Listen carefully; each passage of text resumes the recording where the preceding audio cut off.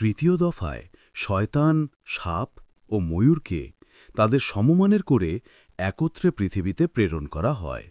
চতুর্থ দফায় তার জীবনসঙ্গিনী বিবি হাওয়াকে এবং তাকে বিরাট দূরত্বে নিক্ষেপ করা হয়, যার ফলে পৃথিবীতে অনেক বিলম্বে তাদের সাক্ষাৎ ঘটে। আল্লাহ তাআলা হজরত আদম আলাইহিসসালামকে সৃষ্টির কয়েক লক্ষ বছর পূর্বে লৌহে মাহফুজে নিয়ে রেখেছিলেন। পৃথিবীতে তিনি তার খলিফা হিসেবে হজরত আদম আলাইহিসসালামকে প্রেরণ করবেন। অতএব পৃথিবীতে হজরত আদম আলাইহিসসালামের আগমন অনিবার্য ঘটনা। তবে যে মান সম্মান নিয়ে হজরত আদম আলাইহিসসালামের পৃথিবীতে আগমন করা উচিত ছিল, একটি ভুলের কারণে তার ব্যতিক্রম ঘটেছে। হজরত আদম আলাইহিসসালামের পক্ষে নিষিদ্ধ গাছের ফল ভক্ষণ করা ছিল একটি অন্যায় কাজ। এই অন্যায়ের প্রায়শ্চিত্ত হিসেবে আল্লাহ তাআলা তাকে অনাড়ম্বর বসন্তে বিরাট ভোগ দুর্ভোগের মাঝে পৃথিবীতে প্রেরণ করেন।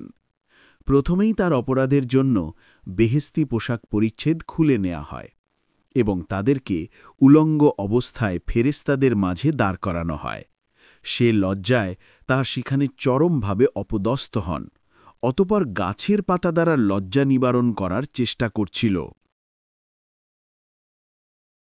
তৃতীয় দফায় শয়তান, সাপ ও ময়ূরকে তাদের সমমানের করে একত্রে পৃথিবীতে প্রেরণ করা হয়। চতুর্থ দফায় তার জীবনসঙ্গিনী বিবি হাওয়াকে এবং তাকে বিরাট দূরত্বে নিক্ষেপ করা হয়, যার ফলে পৃথিবীতে অনেক বিলম্বে তাদের সাক্ষাৎ ঘটে। পঞ্চমত, পৃথিবীতে রোদ বৃষ্টির মধ্যে পরিশ্রম করে তাদের রুজি যোগাতে হয়। সপ্তমত হল নিজ সন্তানদের মধ্যে বর্গের বিবাদ সৃষ্টি হওয়া।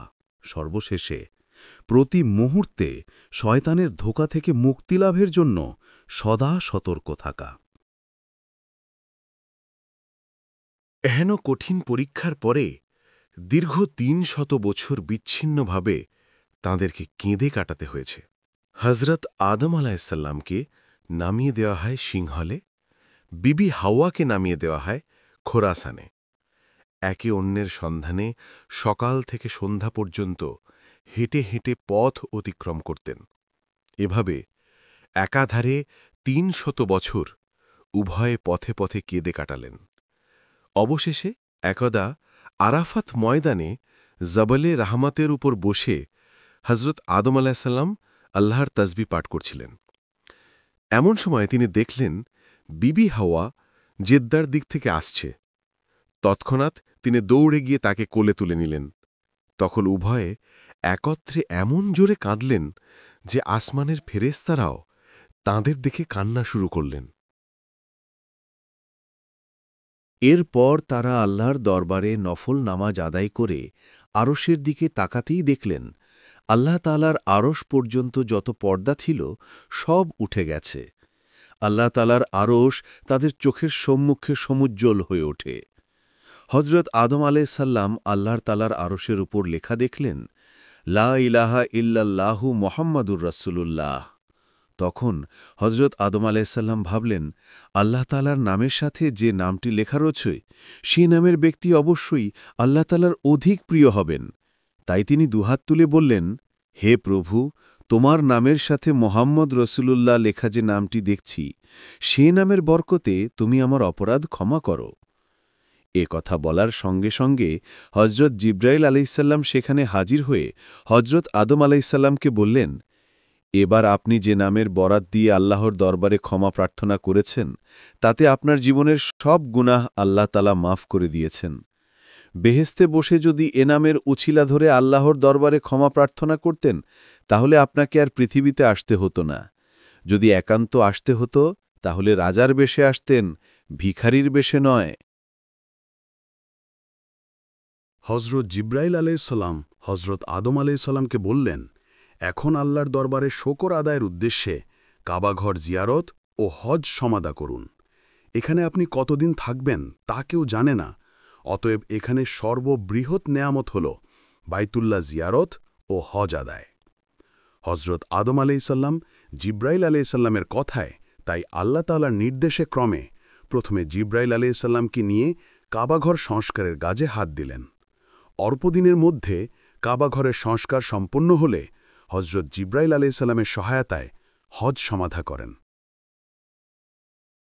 হজ সমাধার পরে আল্লাহ তাআলা জিব্রাইলকে বললেন, তুমি হজরত আদম আলাইহিসসালামকে নিয়ে আরাফাতের নিকটবর্তী ওয়াদিয়ে নামান নামক স্থানে চলে যাও। সেখানে পৌঁছে তোমার পাখা হজরত আদম আলাইহিসসালামের পিঠে ঘষে দাও। হজরত জিব্রাইল আলাইহিসসালাম যখন হজরত আদম আলাইহিসসালামকে নিয়ে যথাস্থানে পৌঁছালেন এবং নিজ পাখা দিয়ে তার পিঠ স্পর্শ করলেন, তখন পিপিফের ন্যায় অসংখ্য বনি আদমের রূহ পিঠ থেকে বের হয়ে ময়দান পরিপূর্ণ হতে আরম্ভ করে। তখন হজরত আদম আলাইহিসসালাম জিজ্ঞেস করেন, এরা কোন জাতির প্রাণী? আল্লাহ তাআলা তার উত্তরে বলেন, এরা সকলে বনি আদম। তোমার নসল থেকে পৃথিবীতে যেসব মানুষ আসবে তার রূহগুলো একত্রিত করে তোমাকে দেখানো হচ্ছে। হজরত আদম আলাইহিসসালাম বললেন, আমার এত সন্তান হবে, এরা থাকবে কোথায়? পৃথিবীতে এদের সংকুলান আদৌ সম্ভব নয়। আল্লাহ তাআলা বলেন, সে ব্যবস্থা আমি পূর্বেই করে রেখেছি। কতক থাকবে পিতার পৃষ্ঠে, কতক থাকবে মাতৃগর্ভে, কতক থাকবে মাটির উপরে, আর কতক থাকবে মাটির নিচে। অতএব হজরত আদম আলাইহিসসালাম আল্লাহ তাআলার নিকট জিজ্ঞেস করলেন, এদের মধ্যে প্রকারভেদ থাকবে কেমন? আল্লাহ তাআলা বললেন, এদের মধ্যে অনেক প্রকারভেদ থাকবে।